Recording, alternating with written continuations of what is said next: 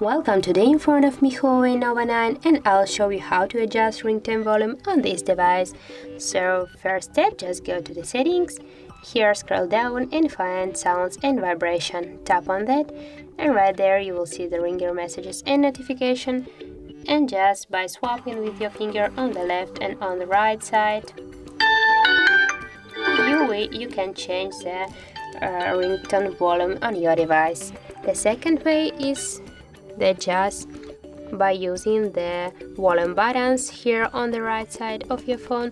Just press on the down volume button and to the up volume button, and you can change your ringtone volume. So that's it. If you find this video helpful, leave like, comment and subscribe our channel.